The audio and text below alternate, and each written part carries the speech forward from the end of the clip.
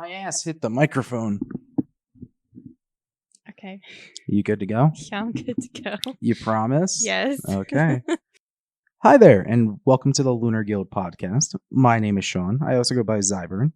I'm here with my lovely girlfriend, Tina. Hello.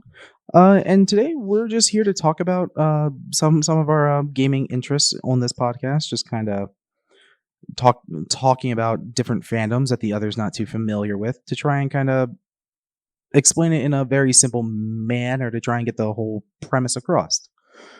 Today's topic will both be kind of knowledgeable on. We're going to be talking about Stardew Valley, a little indie game that started on PC but has shifted over to all the main consoles. And if you don't know what it is, it's just a little farming simulator to where you just grow crops, get to know the people, and just kind of see what the world has in store. And I will have to sit through it because I'm committed to this podcast and to you. Congratulations. But our listeners can tune out at any time when they don't want to listen to the topics. But the both of us are still forced to listen to each other because that's the whole premise. Mm-hmm. And then just kind of for the whole premise of with what to expect and when, kind of this episode here, we're kind of sharing the responsibilities of who knows what. I've played a little bit more, so I know a little bit more in general about the game. However, each week we will be alternating in between who kind of is the host of the episode. So we're gonna be switching between like games, which is mostly on my end, and like TV and movie and books on Tina's end. To start us off here, we kind of just wanted to give a rundown version of kind of how Tina would explain the game from like an outside perspective. I didn't know I was supposed to do that. When did I say I was going to do that? That's the outline you made. You wrote the outline for structure. Okay. Do you want me to go first? No. Okay. I can go first. Okay. I first started playing Stardew Valley on mobile because it was cheaper, and that was about a year ago. But it's a lot harder to play on mobile. But basically, you are this hipster farmer who decides to quit capitalist society and go live in the woods, which I assume is Canada, but Sean doesn't think so. I just want to believe it's Canada. It's really up to you. I want to believe it's a magical place called Canada. So you start a farm, and I believe it's your grandfather's old farm, and you start out working the land and getting to know all the villagers, and building relationships with them by like giving them gifts and stuff. And then there's a bunch of history and lore involved in the village, which I thought was really interesting because like a lot of the farming games don't really have that depth to them. It's just like, oh, you grow crops and then you build a farm. This is like has wizards, and it has like these magical creatures which you get introduced later in the game. So there's just like so much rich history in this tiny little town, and I think that's one of the reasons why it's gotten so popular. Yeah, I definitely agree. One of the big things that it does do well is that it does kind of start out as like an innocent looking just farming game that looks very similar to what you expect from games like Harvest Moon and Animal Crossing from Nintendo.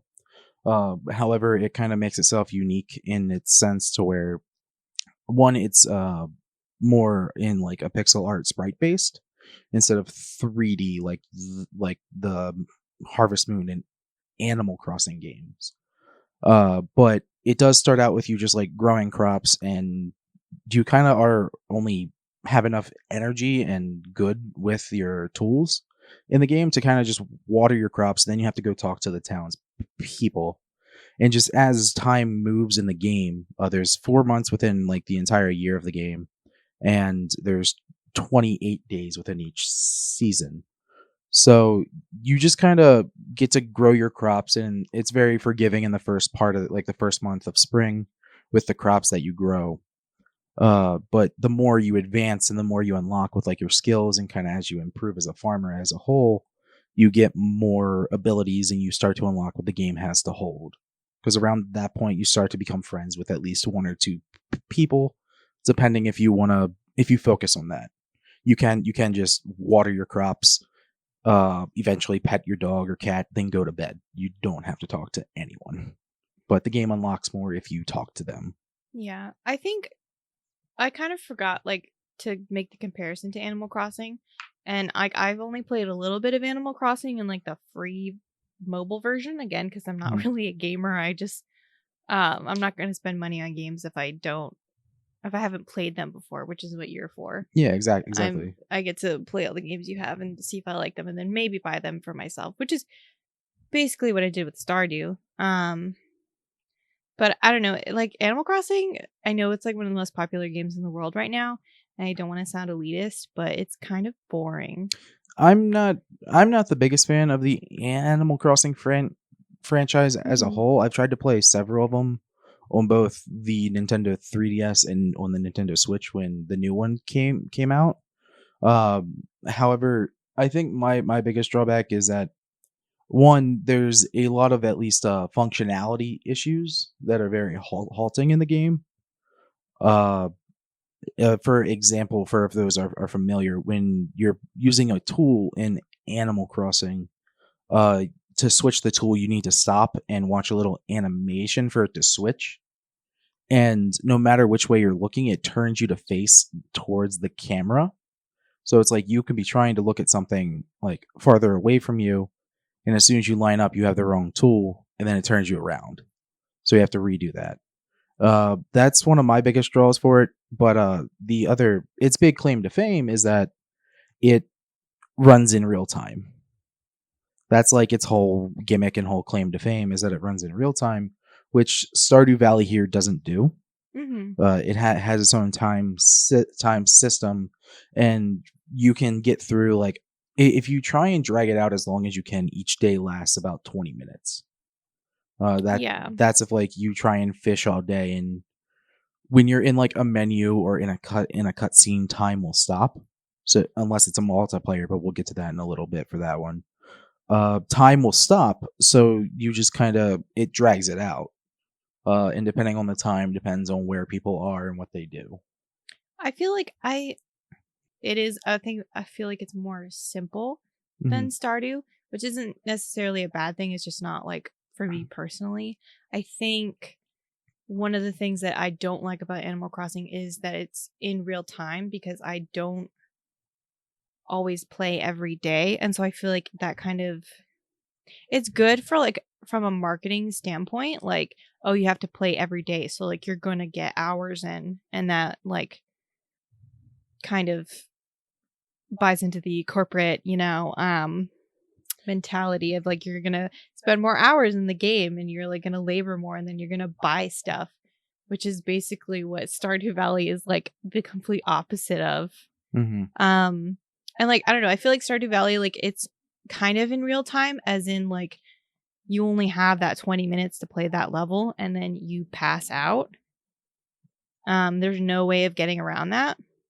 So like in a way it kind of is in real time, but you have more control over it. Yeah, I wouldn't really say it's in real time. It's just it has its own sense of timer to it. Each day, you start out at 6 a.m. and you can stay awake until 2 a.m. Depending on where you are at 2 a.m., you will instantly pass out. And if you're like outside of your farm, someone will find you, bring you back home, and you'll be charged. Depending on where you are, you have like a random chance of like one of three characters of finding you. It's usually the homeless guy though. Linus. We love Linus. Yeah, Linus is nice. We can't tell if he's the one. He leaves you a little note in the morning. He tells you someone was rummaging through your like money pouch. He's like, I don't know who did it, but they took some money. Yeah, so like as a penalty for going past the 2 a.m., you will lose a random amount of money. I believe it's like up to 10% or around 10% of what you have to a maximum of like $1,000 Oh wow, I or didn't know in the that. game currency. Uh, which it really can hurt you if you're like starting out as a farmer because every little bit helps to invest into crops. which kind of goes back into like the like I think it gives a good example on like how to invest money at least. It kind of goes into what you want to do for that kind of risk reward type thing. Because as soon as the season change, you will lose any crop that's not done growing. Definitely like the first year, if you're playing by yourself, it's very difficult because there's so many little like quirks that like it doesn't tell you. Which is good in a way because like it leaves a bunch of surprises. But like there's little things like passing out and losing money, and then like I didn't know your crops will die when the season changed from spring to summer. Like in real life, usually like that doesn't happen immediately overnight, and it literally happens overnight in the game. But there's just a bunch of little things that also apparently digging through the trash makes you lose friend points with people, and I didn't know that. So I was just fucking rummaging through all of the garbage cans in the town and everyone's like, ew, stop that. And I didn't know it lost me friend points. I like to put an asterisk at the end of that statement. Every time she rummaged through the trash and someone saw her, I was screaming not to do it. I didn't hear that part. Explaining that they don't like it. They don't like it and they say, ew, stop that. But I didn't know I actually lose points. What do you think would happen? I don't know. They just yell at me and they go on their way. Like, oh, there's Tina going through the garbage again. The grossest shit person digging in the trash. You find some really cool stuff in the garbage, though. Like, yeah, you can find a lot of good stuff thrown away, and you just have to do it secretly. Yeah, exactly. No one's looking. Exactly. Unless it's the homeless guy, Linus. Which he's never in town because he's homeless and lives in the woods. But he likes it. He chooses that lifestyle. He does choose that lifestyle, or he's faking it really well, saying he likes it, and he's just homeless. I was giving you a fish that I just found in the trash next door. Yeah, and he'll enjoy it. Mm-hmm. That does leave that kind of leads good into the gift giving part. Mm-hmm. Each character, there's about maybe like 24. I think there's about 30-ish characters that you meet within the game. That are actual like characters that you can get to know and grow friendships with. And each one has their own individual items and quirks that they like. For example, one of the characters, their name is Willie. He's the fisherman. If you catch a relatively hard fish to catch and give it to him, he will absolutely love it. However, there's an older person in the game named Evelyn, who's like the entire town's grandmother, who if you give her any sort of fish or spicy thing, she will absolutely hate it. So it kind of, each one has their own quirks and likes and dislikes. But the more you become friends with someone, there's about maybe 12-ish people that you can actually enter a relationship into, both regardless of gender. Your player can be a male or female, and you can date either the males or the females. And as you grow, you can eventually unlock more like kind of like events and things that tell more of their characters.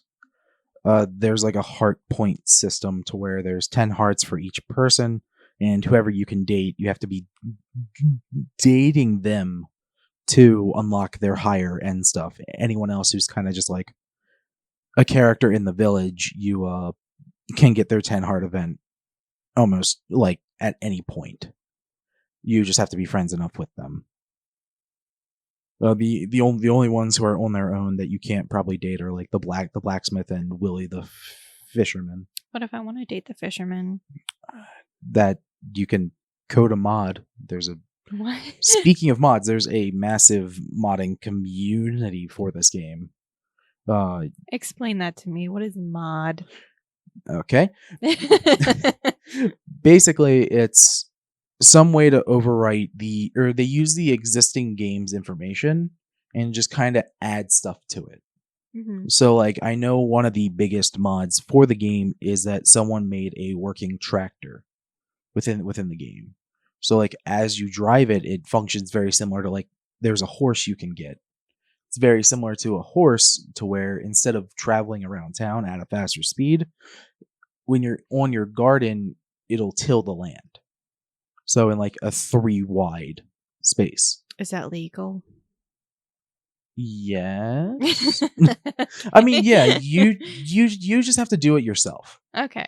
I thought you meant is the tractor in the game legal, and I'm like, I guess so.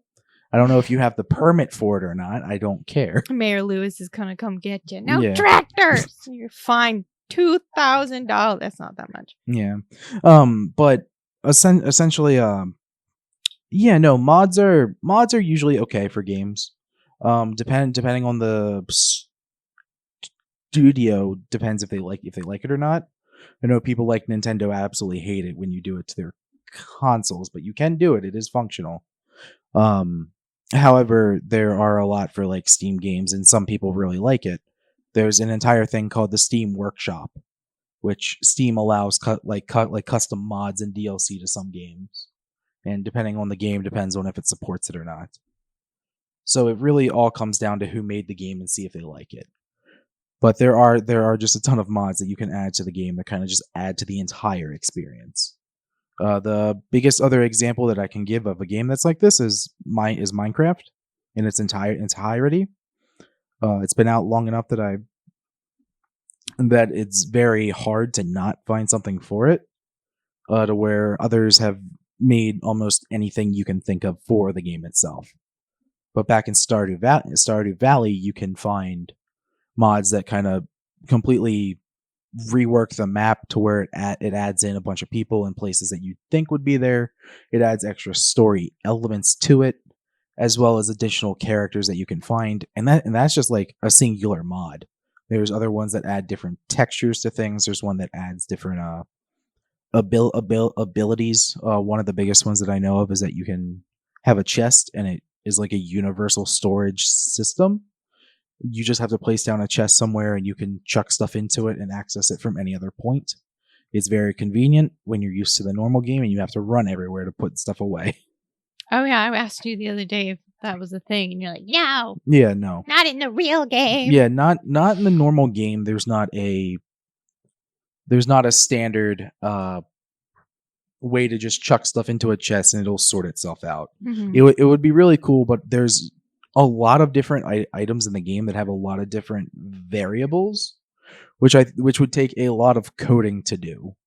Which I don't really put it on I think it's a smaller dev team, so it's like I don't really think that's a high priority for the game. Plus, this game's about maybe 4 to 5 years old as it is. So, speed. But it's timeless in my heart. True, but you found it like a year ago. That's when I met you. Yeah. So as two different perspectives, Tina just kind of started playing it consistently about what, maybe like a month ago, like 2-3 months ago at most. I talked about the game in the past about a year ago when she tried the mobile version. And then about 2-3 months ago, we were actually able to get it on her laptop and give it a valid chance on its full capacity. But I've been playing the game since I think it came out in 2016. And just the amount of things that the dev team has put into this game since then is just insane. One of the biggest things that they put in that wasn't originally in the game is just an entire multiplayer system for any save you do. Because so like you could add. Does that mean you can add someone to an existing save? I believe so. Okay. I haven't personally done it, but from what I can understand from what you can build in the game, I believe so. Okay. Because when you're beginning a world, you can pick if you want more people or not in the world. If it's meant to be like a multiplayer co-op save. Later on, there's a character who's the carpenter who helps you build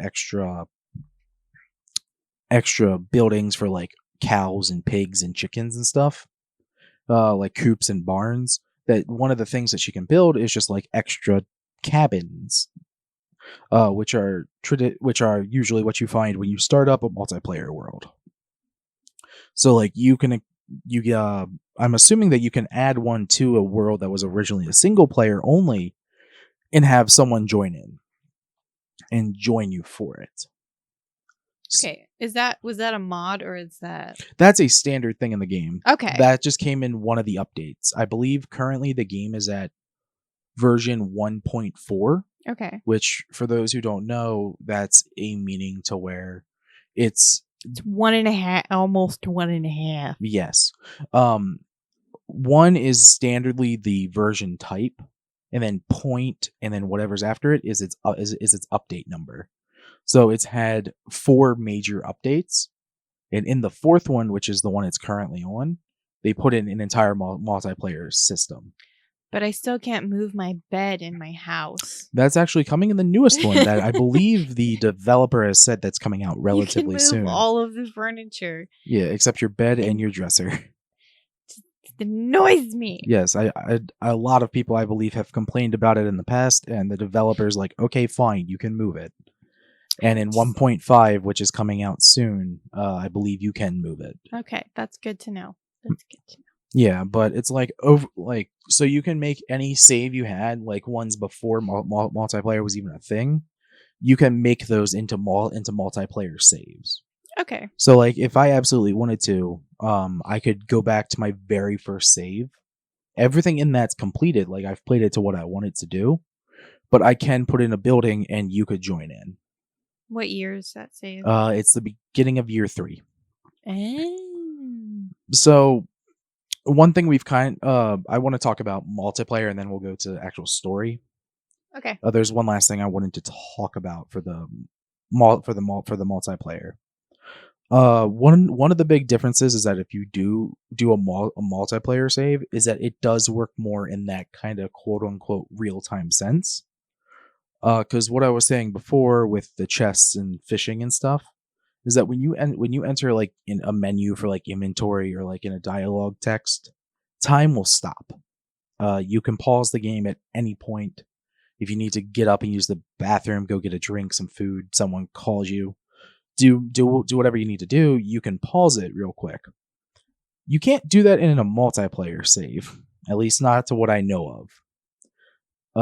So when you're playing with friends and other people, it kind of gives that more like we're on a timer kind of sense. So it's like you learn what you can do within a day, kind of gauge how fast you run. And if you want to play it to where like if you're someone who likes to optimize things, you can try to get as much as you can done without stopping. So this is perfect if you're a workaholic and you want to relax, but also not relax and like keep cranking out products because you are the product of a capitalist society where you have to be productive 24/7 until you pass out at 2 a.m. Yeah, that's why you love the game. Yeah. Yeah. It's just a never-ending cycle. Like, gotta farm. I need to get my blueberries. The blueberry season's only like 2 days. Gotta do it. I know, exactly. So yeah, blackberries, not blueberries. No, blueberries. Well, no, like blueberry season. I mean, yeah, okay. Blueberry season is all summer. Blackberries are like the 2 or 3 days in the bushes. Fair enough. But yeah, going back to that multiplayer sense, it's like it kind of gives you a sense of rush to where if you're starting out, I highly suggest that you try a single player save for at least a month to try and gauge. A month in the game or the month in real life? Either or. It's up to you. But if there was a way to recommend it, I would recommend that, or just like trying to learn as much as you can within like a week within the game, because as soon within the game time, this kind of leads into some of the story. You're kind of restricted on what you can do at the start because they don't want to throw everything at you at the beginning. Yeah. For one example, on the very first day, fishing you can't do. On the very up until about the 5th or 6th day, you can't go into the mines. So there's no combat, mining, or fishing in the very beginning of the game, which are 3 of 5 skills that you can improve throughout the game. It restricts you to farming, talking, and foraging. Yeah, that's pretty much I mean, I don't even know if I knew that you could mine when I first started. So yeah, there's so much. So it's kind of good that they give you the little handful of tasks to do instead of overwhelming you, because there's just a lot of different elements of the game. Hmm. That kind of goes back to what you said before about how how you have to explore to see what the game holds, to where it doesn't really tell you everything that you need to know. There's definitely some encryptic things that you kind of like think would work, but they don't at the same time. One thing is the entire gift giving uh mechanic. There are like ways to figure out what people like besides just experimenting. However, it's like That's you not till later in the game, though. yeah, that's not until a little bit, so you can't quickly go through to try and befriend someone. If you want to know their relationship story. I mean, some of the things like with gift giving, you can kind of guess. Like, not everyone's gonna want just a raw fish, unless you're obviously the Fisherman. fisherman. But like, I don't know. Some people don't like. Like, I was trying to get Abigail to be my girlfriend, and she loves blackberry cobbler, which I googled that on the Stardew wiki because People I'm go a in cheater. depth for this game, and if you need a Stardew wiki, wiki is a lifesaver because when you go and turn and you ask Sean, he's just like, "It's a surprise. You have to wait. yes. You have to wait." I'm like, I don't want to wait another year in the game to figure this thing out. I want to know it now. Well, what's the point in playing then? I just want to know if Abigail likes blackberries. Apparently she doesn't, and so I kept giving them to her, and she's like, "This is okay." I'm like, eh. So yeah, there's trial and error with that, definitely. Not everybody likes mayonnaise apparently either. Um, I'm sorry, makes me a little sad. I'm sorry, not everyone can like your mayonnaise that you gift them. Our mayonnaise won awards. Also, we tried to play a 3-person farm with my friend. And she had never played it before. Maybe played for like a day. And that was an utter disaster because there were so many little things that she didn't know. And like Sean and I had been playing for a while. So like she accidentally sold all my parsnips. And like she kept like, I don't know, passing out, and like it was just utter chaos because she didn't know all those little details. So yes, don't start on a 3-person farm with a noob. Yeah, I mean that's just kind of like, so it doesn't devolve into just yelling. I mean, in its own right, that can be fun as can be. That can be hilarious and fun. But if you're someone who likes kind of like parsnips, if you like order and like trying to get things done as fast as you can, it can be kind of hectic. I have yet to play with I believe it can only go up to four people. I think, at least in my own opinion, anything past that would be very hectic and very hard to maintain. I don't think the map is big enough to support more than 4. Yeah, I know at least to start you can have 4. Yeah, that's how many ours is. We just only have 3 people. Yes. So it's like you can have up to four different friends, and they all don't have to play at the same time. But time still passes. Yes. Though. Yeah. Yes. How it kind of works is one person's kind of like the host of the game, and they're the ones with the save. So whenever the game saves, it goes to them, and then they can invite others to join them. But if you have like the 3 houses, once a farmer is made, anyone can play that character. It's just that consistently wise, and to kind of keep you related to that character, you want to have the same friend play it, so that they know what they're doing, knowing what they're trying to go for. Knowing. So they would play as the host? No. Okay. So kind of an example for you that you have firsthand experience with. Yeah. In our save with you and myself, we have access to 2 other farm hands if we want to. So we can have 2 extra people there. Since I'm the host of the save, since it's on my computer and my files, I can load up the game at any point. I can play it on my own. All of Tina's stuff that she's worked on is still there. And anything on her person I don't have access to. However, if I invite, let's say, a third friend, they can play as your character and improve skills and continue on with that character, with your relationships, I believe. Because if you remember, whenever you go to join a co-op game, Yeah. you get access to picking who you want to be. Because before we deleted the 2 extra houses, if you wanted to, you could have created a third person and flip-flop back and forth. One being a loyal farmhand that works really hard, and the other being a fuckboy that just goes around trying to fuck everyone. That's me. Yeah, so it's like, if you wanted to switch between that to where one's mostly I do all the work and the other's like I'm friends with everybody, it really, you can do that. Okay, that clarifies it. So I'm not sure if I haven't personally done it, but that's just what I've gathered from observing. Yeah.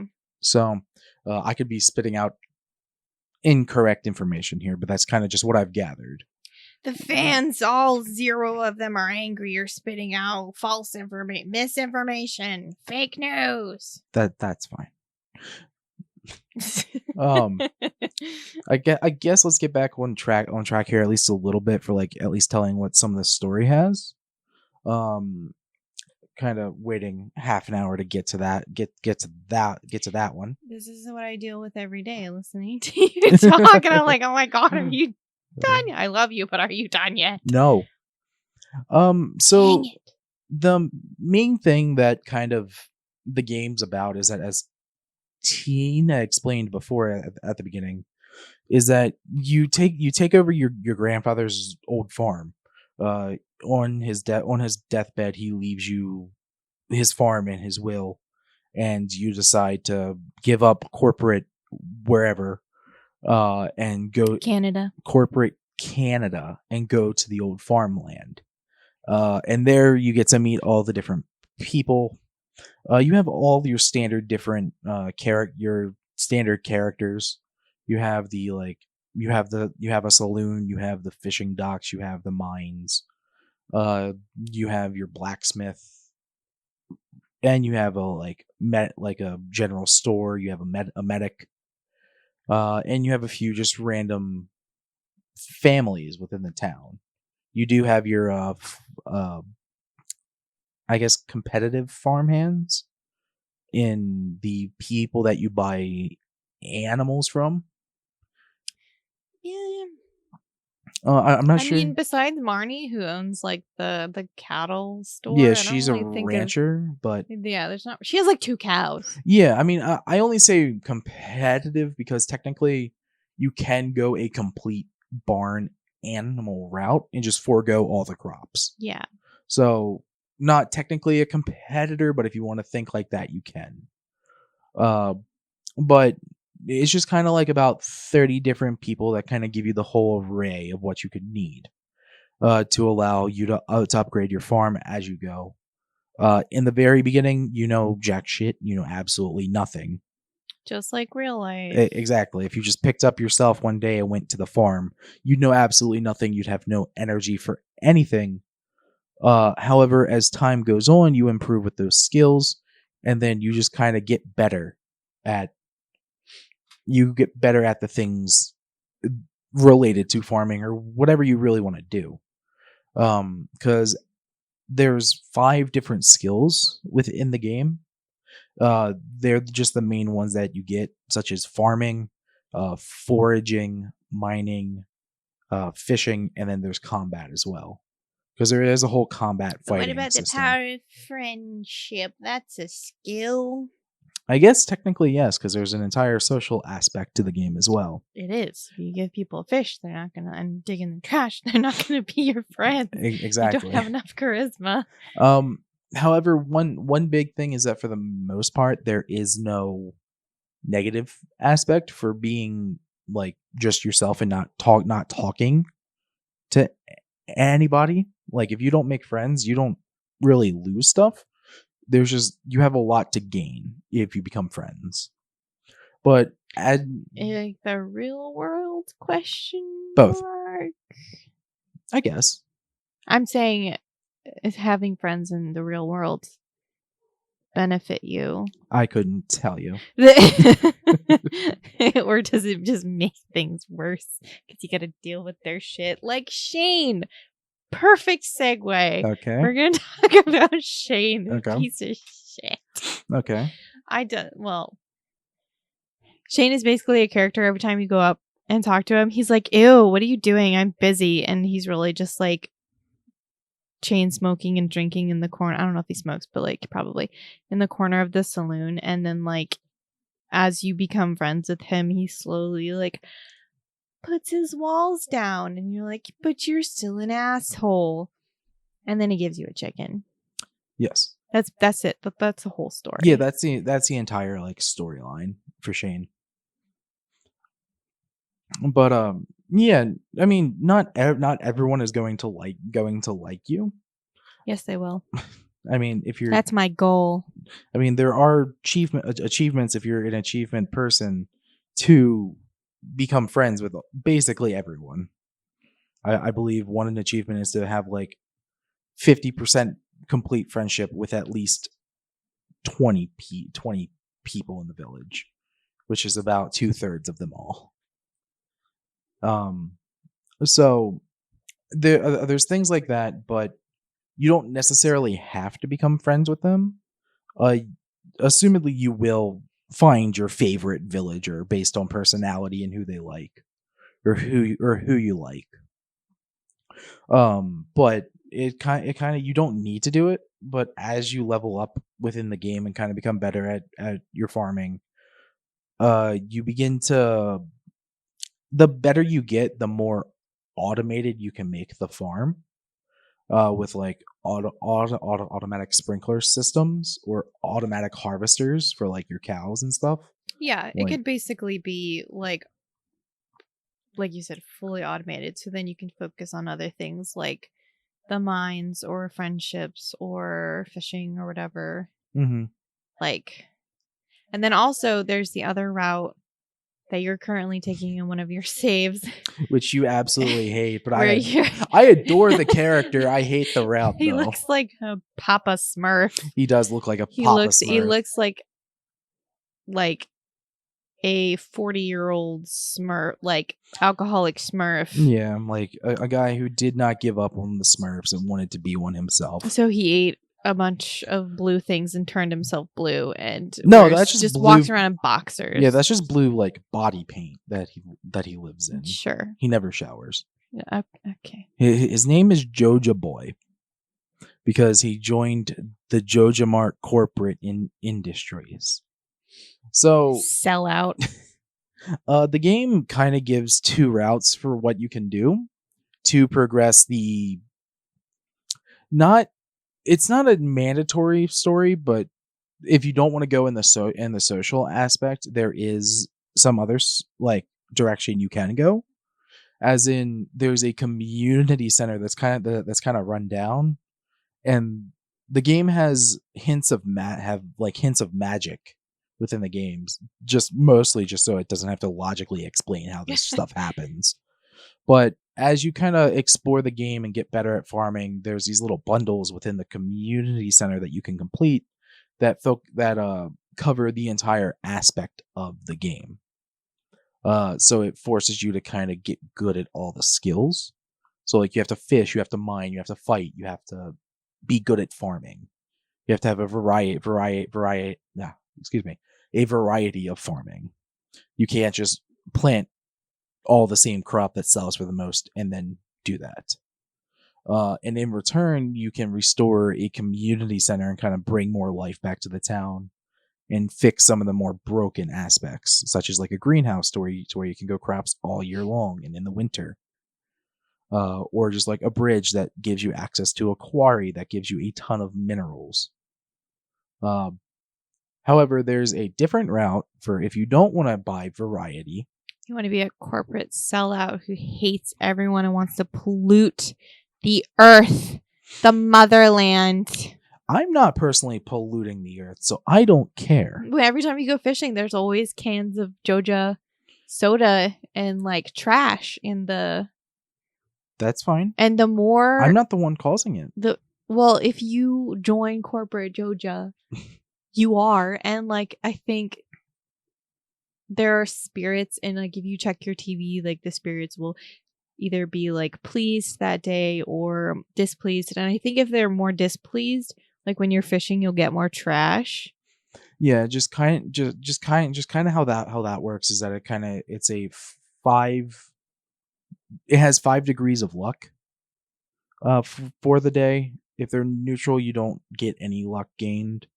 And there's 2 stages above and 2 stages below, depending on like if your luck's good or bad. So like you'll either get good items and like trash, or whatever is referred to through like random number generation or RNG. But if it's like more negative, you have a less chance of getting stuff that you want. However, with the Joja direction for the story, you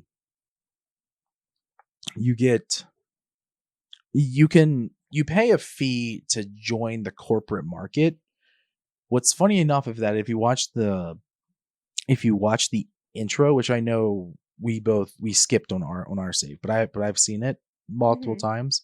Before you leave to go to the farm, you work for the Joja Corporation. You're just you're a desk hand. I think I watched the intro the first time I played it, but I probably wasn't paying that much attention to it.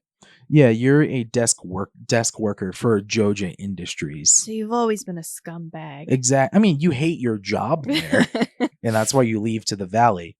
But if you go with the Joja route, kind of what it does is that with the Joja route, if you buy the membership, the mayor has promised them that they will sell them the community center as a warehouse.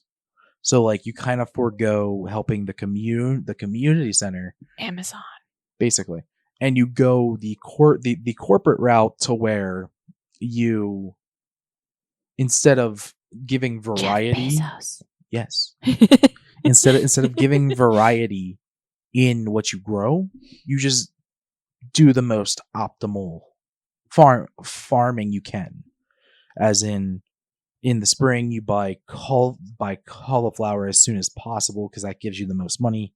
Save that for blueberries in the summer because that gives you a ton of money to then, instead of helping with the community center and having the spirits of the forest and the valley kind of repair things for you as a reward, you just pay the Joja Corporation some money, and Amazon. Yes, and they'll come and fix it for you. And then as soon as you do that, the reward is not worth it at the end. What's the reward? Are you going to tell me it's a surprise? You've seen it. You get a vending machine and a thank you card. Fucking Jeff Bezos.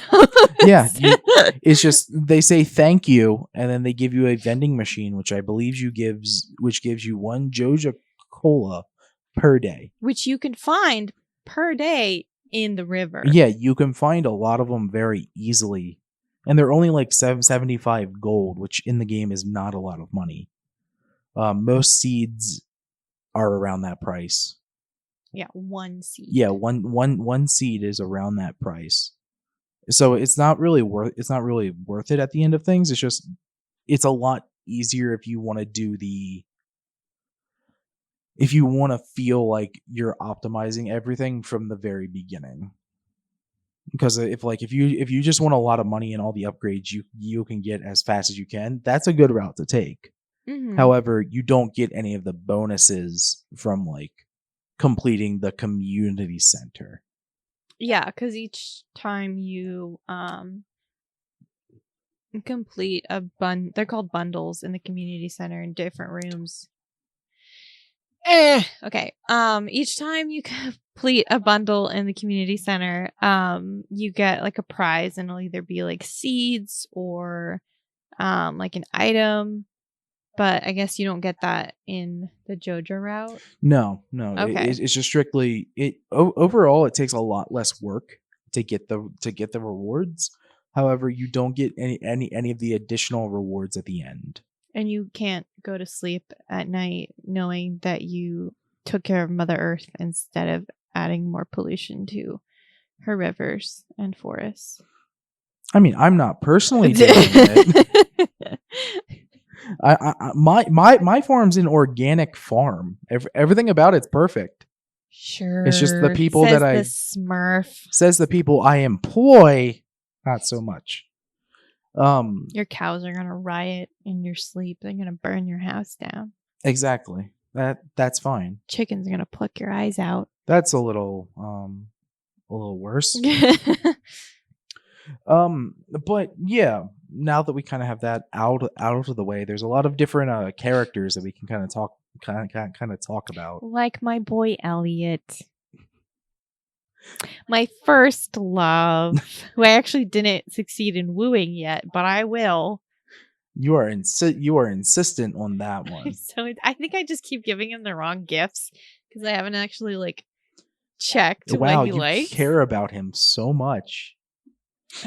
Well, he likes expensive things, okay? Like someone else I know in real life. Interesting. It'd be nice if you didn't look at me when you said that, though. It was intended.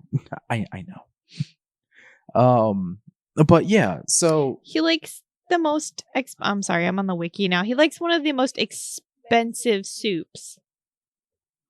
Okay. The Tom Kha soup. Yeah, is there other stuff that he likes? Pomegranate, expensive. Lobster, expensive and rare. Duck feather, rare. Crab cakes. I could probably make them, but rare. Honestly, if you just want to get stuff to just kind of give example of just what you could do, you could put crab traps into oceans. And, I didn't know that. Yeah. He doesn't like pizza?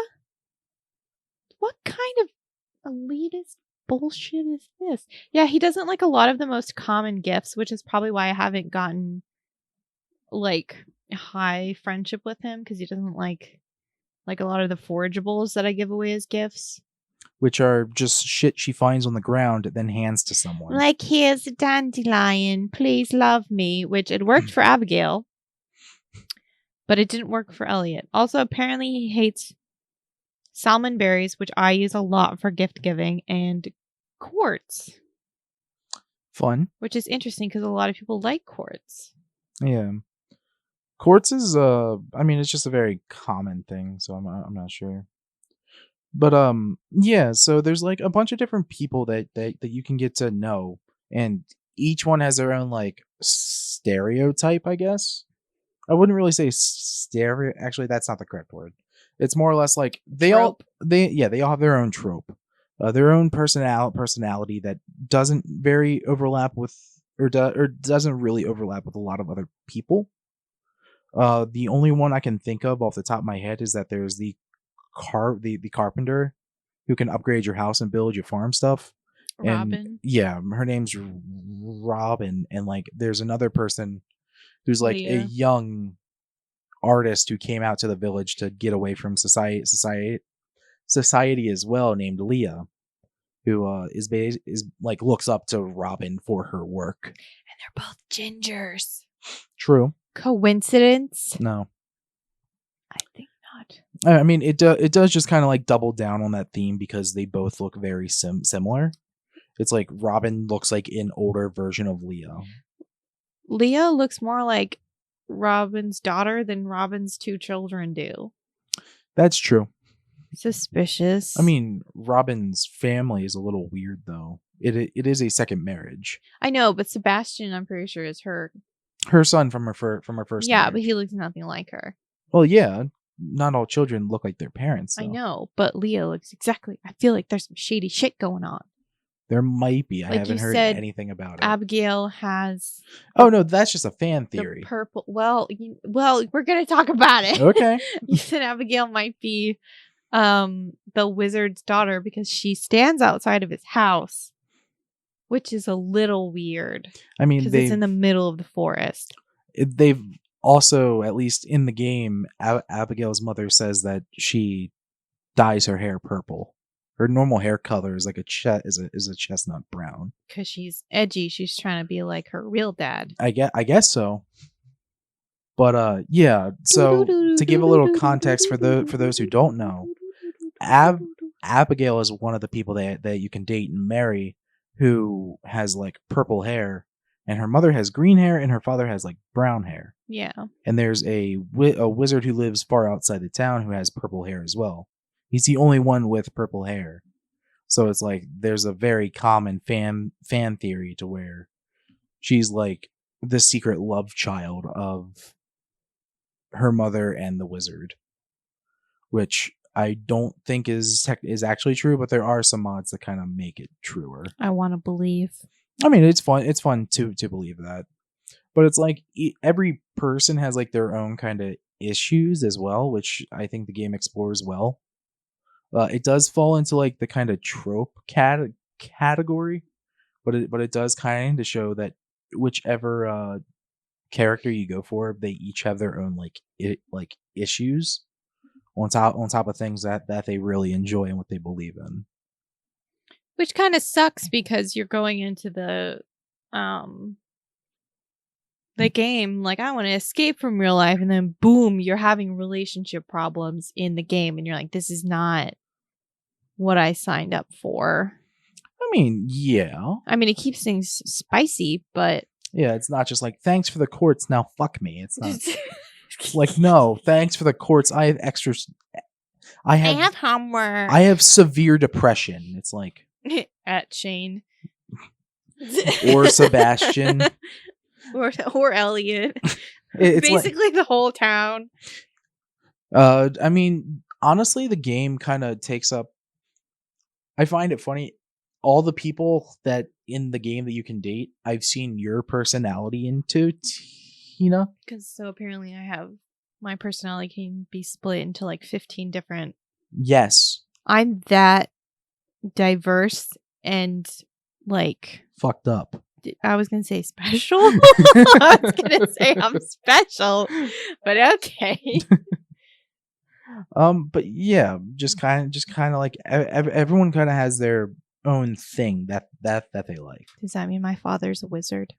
Sure. I hope so. I mean, I'll let you believe that if you want to. Thank you. It helps me sleep at night. Well, that's good. But yeah, so it's like each character kind of like alternates the story slightly. But one fun like last thing that you can do with each kind of character is that you can date all of them. You can be a real hoe, but it takes skill. Yeah, it takes a lot of skill because I believe if you're within like a certain like the game works on like a grid system, so it's like there's a bunch of tiles everywhere. If they're within like 7 spaces of you, they will if you're dating someone and they see you giving a gift to someone else, they will get upset. They'll get angry because you're cheating on them, which they have a right to. I mean, yeah, they have a right to be upset. However, you aren't locked in to one relationship if you want to see all the stories at once. Or you can have 30 different saves. True, which is what I kind of do. So yeah, you can be polyamorous or monogamous. It's your choice. I mean, and it even is it consensual for the other parties? No. However, one thing is that if you do commit to like someone to like marry and stuff, you can have children with them if it's mm-hmm.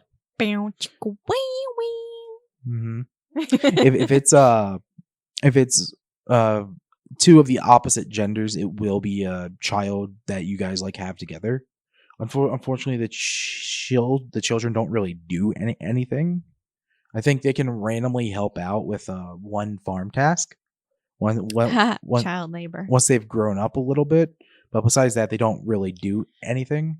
However, if you are in a same-sex marriage, you do adopt up to 2 children, which is a neat little addition. So you don't lose out if you choose the same gender. Yeah, which like for me, I accidentally chose a male. a male for my save, like our co-op save, because it had short hair, so I thought it was like, I'm like, oh, it already looks like me because it has short brown hair and it's wearing flannel. Okay, I'll do that, but I totally forgot to hit the Girl. which I don't really care. Like, it doesn't really matter in the game. It doesn't change stuff. There are slightly different texts because if you're a girl and you date a girl, they're like, oh, I know Leah. It's like one of them. It's like she's like, oh, you're a lesbian. Yeah, I mean, in the game, she just pauses.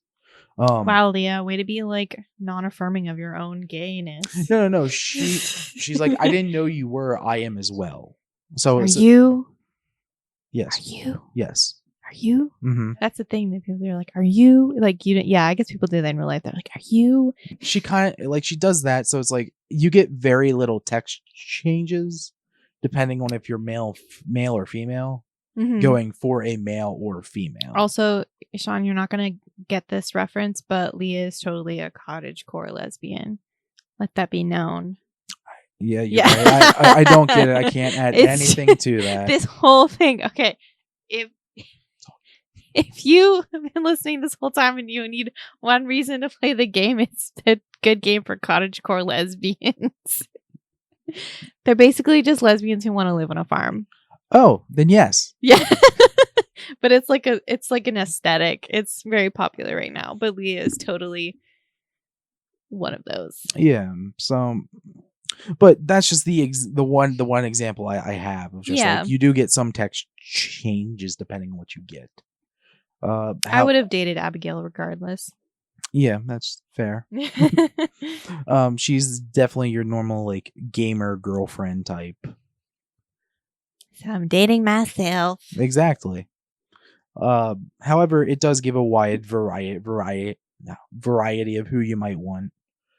As well as if you befriend other people, you get special events in town. You get recipes in the mail. It'll like learn different stuff. You get just special items because people are like, I like you. Here's some quartz or dirt I found. You got spunk, kid. Mm-hmm. Basically. You do you can find trains as well, which can drop you just random junk. Unless it's a JoJo train. Which they're so high tech that they don't spill stuff as they go by. But there is like there's just an entire like I think a game or the thing the game does well is that it kind of gives the entire premise feels like there's something waiting behind every corner. I don't ever feel like I never feel like I'm done with the game. Cause that's the thing that makes me crazy though. I'm like, I want to finish it. I mean, it definitely has a definitive end, at least in terms of all the story. Okay. The game itself is that to like kind of wrap it up here. The game itself has a definitive end of the story for the farm at the end of year 2. Okay. At the beginning of year 3, your grandfather's ghost comes back and evaluates you. Spooky. Just kind of like depending on how well you've done and how good of a farmer you are depends on if he gives you a gift or something. Does he yell at you for being a corporate JoJo sellout? Probably. I know he yells at you if you're a lazy piece of shit and don't get anything done in the farm. That sounds like true grandparents. Exactly. And from what I've seen in your personal save, if year 2 is the same as year 1, he's gonna yell at you. Well, I'm doing a lot better. I know. I'm just saying, if you're starting out as a young lesbian, I'm just letting you know that now. However, it's like I think if you're trying to optimize it, it's like I believe it's like money thresholds depends on what he says. Wow. No, it's just like how much have you earned? How good are you doing? I guess like financially. I think it depends on like social as well. I'm not entirely sure. But he will come back and talk to you. So at the end of year 2, there is an evaluation, quote unquote, to see how well you've done. And I believe at the end of each year, you can have your grandfather come back and reevaluate you if you light the candles or something. Back to life, grandpappy? No, it's just you. Poop hop? You repeat the Pee same. poop? Pee poop. Poop poop? I see. Yes. Pee pee? Each time he comes back with a different name. different white person Yes. grandparent name. Mm-hmm. Mimu. Moo Moo. Mooma. I know. All of these are true. I guess so. I haven't heard him. But you know who you are. He does come back, so there is a definitive end there. There is an end to like the mines, because there's like a secondhand story going on there. There is and then you can max out all your skills, and there's like a 10 level system, and as soon as you hit level 5 and level 10, you get perks for each one. Like for farming, you can either have like your crops sell for more, your mayonnaise or cheese and stuff you make from the cows and chickens sell for more, or like your crops grow faster as a whole. So it's like that's just one example. Mm-hmm. But overall, I would highly recommend the game. I think it's really fun. Definitely. I think it's also really good if you're into like retro games, just because of the aesthetics of it and like how simple it is. Simple and complex at the same time. Like it's very relaxing and calming, unless you're a workaholic like me. Yeah, and to where you like, go, must maximize productivity. I'm a big fan of pixel art stuff. If you're watching this on YouTube, you'll see our background for this. Very pixel arty. I love it. The game is also pretty like small, so you don't need like a big graphics card or like a gaming laptop or whatever to play it. Just a normal laptop should be fine. Yeah, no, it's not a very intensive game. And again, I've been Sean, and this is Tina. Yeah. Thank you for listening. And yeah, we will see you guys next time with what are we gonna talk about next time, Tina? Do you have a little hint? Theme? Because you'll be the one kind of hosting it from there with all the information. I have no idea. Also, this is the wrong document. Fun. Okay. Well, it'll be a TV or show. It'll be a surprise. We will see you guys next time. Thank you again. Yeah, thanks, guys. Bye.